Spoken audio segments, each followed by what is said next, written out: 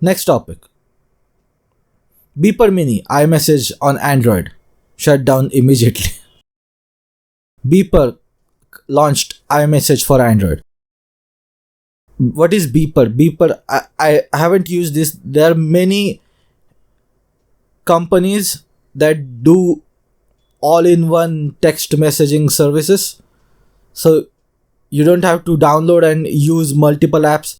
You can just use one app and manage all of your messages. So basically like text message, iMessage, WhatsApp, Discord, Slack, emails. You can manage all of your text-based communication in just one app. Beeper is one of those. They had one called Beeper Cloud, and they are launching a new service called Beeper Mini. And the first, I guess you can say, all-in-one feature of the Beeper Mini was Apple's messages or iMessage. This iMessage is not some Mac on the server farm and they're just redirecting messages from that Mac to the Beeper client. What they did is they reverse engineered and open sourced iMessage protocol. That's what they did. So it's more secure than whatever other companies have been offering before. Beeper charged $2 a month for the subscription. Just $2. Apple shut it down 2 days after it was launched. Beeper tried to restart only for it to be shut down. Now it was back up and now it's also shut down. This happened like at least 3 times that I can recall. They started this, Apple shut it down, they started it, Apple shut it down, they started it, Apple shut it down. This is a game of cat and mouse. But is this legal? Well, according to Section 103F of the Digital Millennium Copyright Act, 17 USC, some unknown symbol like some strand of DNA. 1201F. A person in legal possession of a program may reverse engineer and circumvent its protection if that is necessary to achieve interoperability, a term that broadly covers other devices and programs that can interact with it, make use of it, and to use and transfer data to and from it in useful ways. A limited exemption exists that allows the knowledge thus gained to be shared and be used for interoperability purposes. So what Beeper Mini is doing is probably legal. Here's the funny part. Apple also did what Beeper Mini did. But Apple did it to Microsoft. In 1990s, what Microsoft did is they favored their own Windows platform for Microsoft Office over macOS, obviously.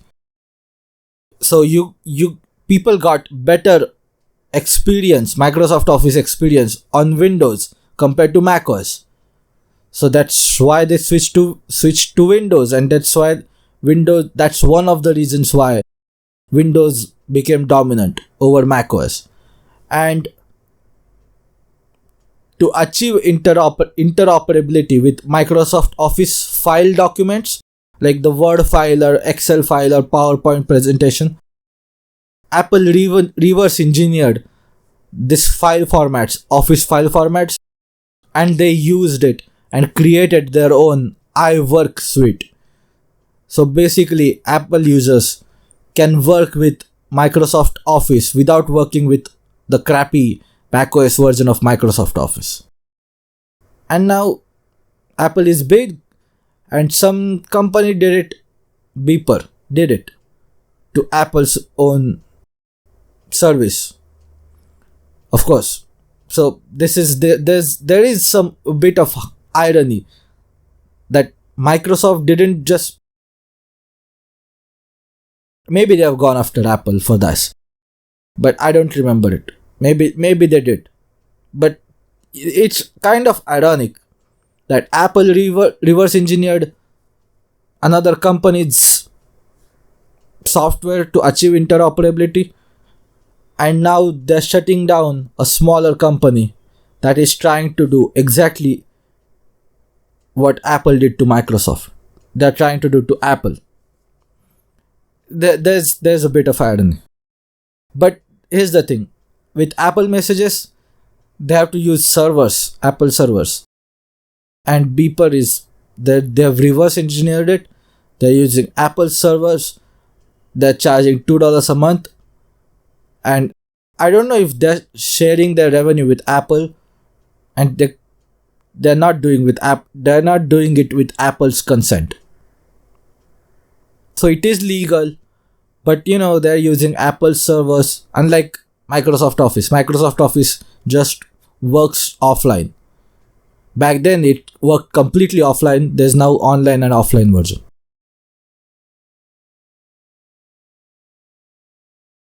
Here's my question. Why do you do it? It's just a status thing. Don't bother. Just use WhatsApp. Okay? Anyone who uses Apple Messages and they want Apple Message for Android, don't bother with Apple Messages on Android. Just use WhatsApp.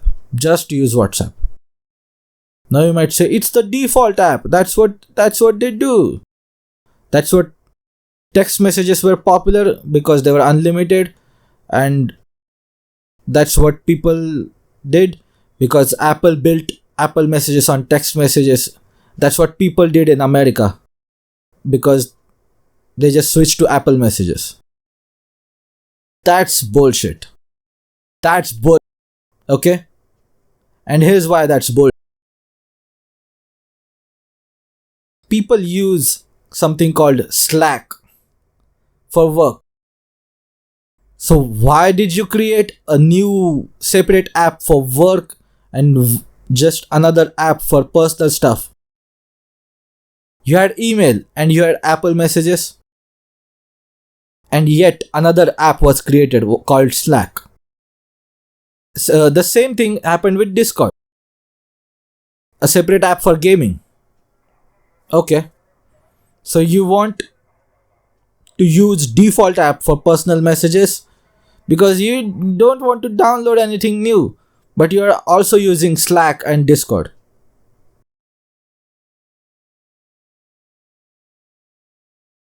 And also it's just a status thing. Apple Messages, the blue bubbles, because before iPhone was a thing, upper class people used something called BlackBerry Messages, BBM. Remember that? If you're old, you do remember that. If you're old, it's a status thing.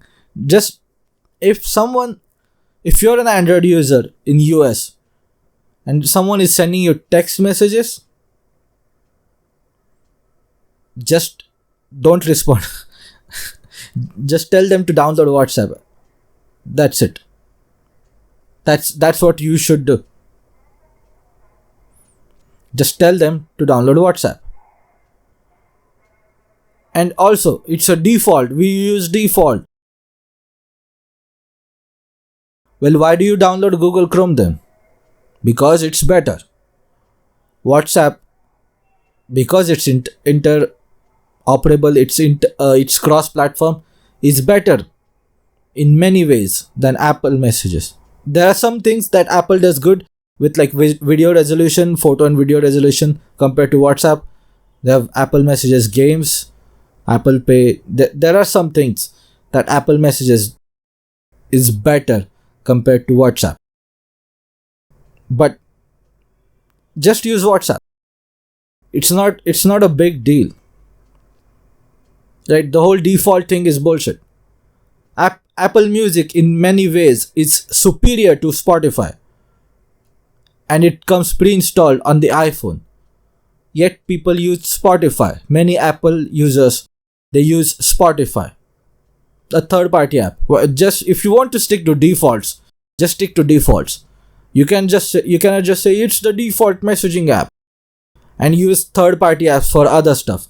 If you want to use defaults, just use defaults for everything. It's a status thing. That's all. That's all. It's this whole thing is bullshit. I I haven't I haven't heard a single argument in favor of Apple messages. That's not just an poor excuse for just a status symbol thing. These are all poor excuses for just status symbol thing for blue bubble, green bubble. Don't bother. Just tell them to use WhatsApp or anything else. Signal is there. Signal is probably better one. I don't want to. Here's another excuse Apple users use to not download WhatsApp. It's owned by Meta. That's Facebook. That they want to suck up all your privacy. And they download Instagram, which is owned by Meta, Facebook. What? Only Facebook and WhatsApp are sucking up all your privacy? Instagram is not doing that? That's your argument? I don't want to give more of my data. Okay. Use Signal. Use Telegram. Use anything else.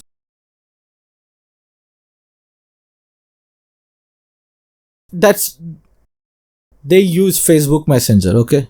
Old people. And young people use Instagram DMs, which is not even end-to-end encrypted. It's worse for privacy than WhatsApp is. These are all just poor excuses, okay? I haven't heard a single logical argument in favor of Apple messages. There are some things Apple messages is good at, there are some things that WhatsApp is good at. That's just pros and cons.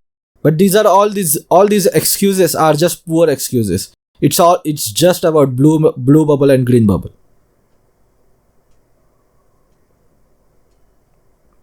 And let me go on another rant if you want. Compare Windows versus Mac to Android versus iPhone.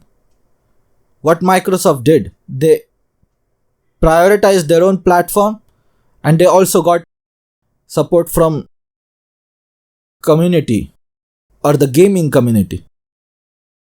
Why do people use Windows? Because it's cheaper. Windows hardware is cheaper a lot of times. Windows hardware is better for corporate environment. Windows software is better for corporate environment. Microsoft Office basically. And gaming is better on Windows compared to Mac. And Apple has tried to catch up and they have tried to compete and they're competing really well against Windows. Many people are switching from Windows to Mac OS right now because of the Apple hardware M1. Compare that to Android, where a lot of times Google releases a new update or a new feature on the iPhone than Android. Google releases a new feature update for their apps and services on the iPhone before they release on Android many times. Google has kept no exclusives for Android. What is the Android argument? Yeah, it's better for customization. Now imagine Google started playing exclusives with Android, just like how Microsoft did against Mac in the 90s, right? So imagine Apple Maps is released, Google Maps is no longer pre-installed on iPhone. Google just pulls Google Maps and Waze from the iPhone. Do you think Apple Maps was able to compete with Google Maps? Only recently. For 5 to 6 years in between, they were not able to compete against Google Maps. So if Google Maps was exclusive to Android, just like how iMessage and all the iCloud stuff, all the Apple Fitness stuff is exclusive to iPhone. if Google Maps was exclusive to Android and Waze, which is owned by Google, was also exclusive to Android, Android would have had a much better chance to compete against iPhone. Same goes for YouTube. One of the reasons why Windows Phone failed, because it didn't have Google Apps, it didn't have Google Maps, Google Search or Google Chrome, it didn't have YouTube. Same for Nokia, same for Ubuntu and Firefox operating systems. Guess which phone had all of these other than Android? The iPhone. So if Google really wants to compete against Apple, they should start playing exclusives. They should start playing exclusivity, just like how consoles do that. I know it's going to suck for many users. Right now, if you have the money, you just get the iPhone. You get the best of Apple and you get the best of Google. Versus on Android, where you just get best of Google. Not even. But you just generally get best of Google on Android compared to iPhone, where you get best of Google and best of Apple. If one side is playing exclusives and the other side is not, the side that's going to win is the side that's playing exclusives. That's why iPhone keeps winning against Android. Google should start playing exclusive games. Exclusives. Just like how consoles do that, just like how Microsoft Windows did against Apple macOS in 90s and early 2000s. Otherwise, they're not going to win. Otherwise, they just keep losing users to Apple. It's just a fact. And that's especially true when you consider that Google's default search engine deal with Apple is under antitrust scrutiny, because obviously it is antitrust. They just pay billions and billions of dollars to Apple to put Google search engine as the default search engine for Apple's browser called Safari. That's what they're doing. It's definitely not promoting free market, They're just paying to win. Why? Because Google is afraid of Apple developing their own search engine. Well, if they were playing exclusives and iPhone didn't have Apple Maps as good as it is right now, if iPhone didn't have TikTok, or Google would win with just Google Maps and YouTube being exclusive to Android. Just that, it's that simple. Anyways, now we've concluded the technology section. Now we'll move on to the international politics section, the geopolitics section.